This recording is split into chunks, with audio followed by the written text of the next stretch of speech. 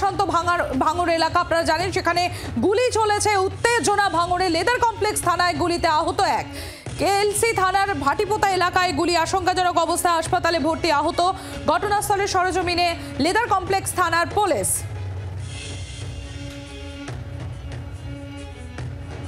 আপনাদের আরো একবার জানাই, আবারও অশান্ত ভাঙড় এলাকায় গুলি, উত্তেজনা ভাঙড়ে লেদার কমপ্লেক্স থানার, সেখানে গুলি চলে, গুলিতে আহত এক। লেদার কমপ্লেক্স থানা ভাটিপোতা এলাকায় গুলি, আশঙ্কাজনক অবস্থা, হাসপাতালে ভর্তি আহত। ঘটনাস্থলে সরজমিনে লেদার কমপ্লেক্স থানার পুলিশ।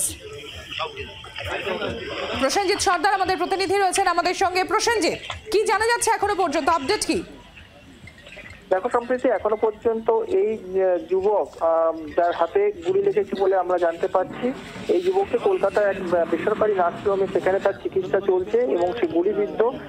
এবং যেটা জানা যাচ্ছে যে ভাঙড় এলাকায় কেলসি থানার ভাটিপোতা এলাকায় এই ঘটনা ঘটে এবং বাইকের ওপরে এই যুবক বসেছিলেন, যার বাড়ি হচ্ছে জীবনতলা চন্দনেশ্বর থানা এলাকার মধ্যে তার বাড়ি।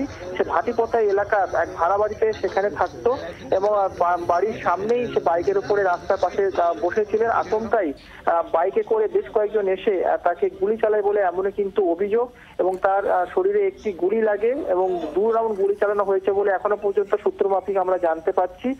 তবে প্রেম ঘটিত কারণের জন্যই এই গুলি চলেছে বলে এখনো পর্যন্ত জানা যাচ্ছে।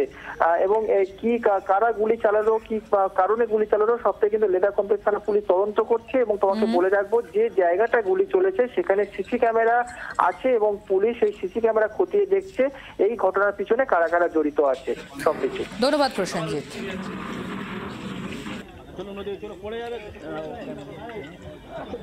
পাইমাসের ধারে হাসপাতালে জখমকে নিয়ে আসা হয়েছে, তার চিকিৎসা চলছে।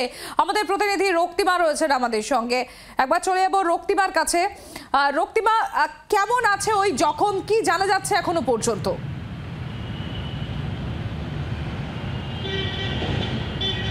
দেখো, কিছুক্ষণ আগেই ওই যুবককে বাইপাসের ধারে একটি হাসপাতালে নিয়ে আসা হয়েছে এবং হাসপাতাল সূত্র মারফত যেমনটা জানা যাচ্ছে, ওই ব্যক্তির পিঠে গুলি লেগেছে এবং সেই গুলি আপাতত বার করারই কিন্তু প্রক্রিয়া শুরু হয়েছে।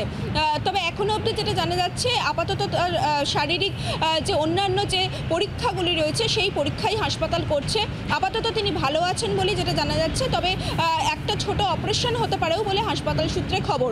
যদিও তার বাড়ির লোক স্বাভাবিকভাবেই তারা এসেছেন এবং পুলিশের তরফ থেকেও এখানে আসা হয়েছে। হাসপাতালের যে প্রক্রিয়াগুলি রয়েছে সেই প্রক্রিয়াগুলো সম্পন্ন হচ্ছে। এছাড়া অন্য কোনো আঘাত রয়েছে কিনা সেটাও কিন্তু হাসপাতালের তরফে যাচাই করে দেখা হচ্ছে সম্প্রীতি। রক্তিমা, তুমি যেরকম বললে যে পিঠে গুলি লেগেছে বলে জানা যাচ্ছে এখনো পর্যন্ত, রক্তিমা গুলি কি বার করা হয়েছে?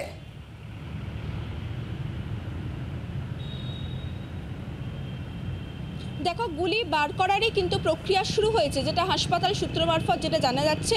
এছাড়া তার সময় যখন গুলি লেগেছিল সেই সময় অন্যান্য জায়গায় তার শরীরে আঘাত রয়েছে কিনা সেটা দেখা হচ্ছে এবং রক্ত লাগবে কিনা সেই পরীক্ষাগুলোও কিন্তু করা হচ্ছে।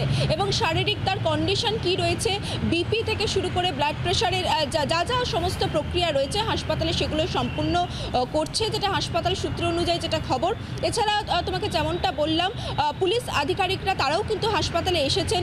যেহেতু গুলিবিদ্ধ হয়েছেন এই যুবক, সেই জায়গা থেকে হাসপাতালের সঙ্গে পুলিশের যে প্রসিডিওরগুলো রয়েছে সেগুলোও কিন্তু এই মুহূর্তে সম্পন্ন হচ্ছে।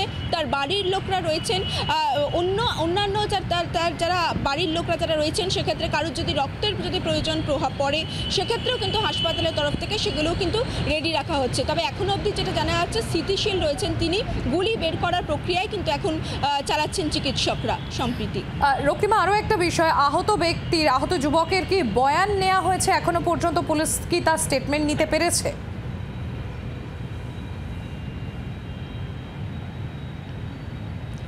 দেখো, সেটা এখনো পর্যন্ত সম্ভব হয়নি, কারণ যখনই তিনি গুলিবিদ্ধ হয়েছেন তার আশেপাশের যারা ব্যক্তিরা ছিলেন তারা কিন্তু নিয়ে আসেন এই হাসপাতালে এবং পরে কিন্তু বাড়ির লোক খবর পেয়ে তারা সেখানে হাসপাতালে এসে উপস্থিত হয়েছেন। যদিও যেটা হাসপাতালের সূত্র মারফত খবর, যেহেতু তার প্রথমেই যখন গুলিবিদ্ধ হয়েছিলেন তার কন্ডিশন অত্যন্ত খারাপ ছিল, রক্তপাত হচ্ছিল, ফলত সেই জায়গা থেকে পুলিশ কিন্তু তার বয়ান রেকর্ড করতে পারেনি। দেখো, হাসপাতালের যারা কর্মীরা রয়েছেন তারা যেটা বলছেন যে তিনি সুস্থ হওয়ার পরেই পুলিশ পুলিশ তার পরবর্তী প্রক্রিয়া শুরু করতে পারবেন, অর্থাৎ বয়েল রেকর্ডের কাজ করতে পারবেন। তবে বাড়ির যে যারা রয়েছেন, পরিবারের যারা লোকরা রয়েছেন, তাদের সঙ্গে পুলিশ কথা বলছে। কোনো সন্দেহভাজন ব্যক্তি রয়েছে কিনা সেগুলোও কিন্তু জানার চেষ্টা চালানো হচ্ছে পরিবারের তরফে, পুলিশের তরফ থেকে। সম্প্রীতি, বাংলার আওয়াজ, বাঙালির আবেগ, জি 24 ঘন্টা।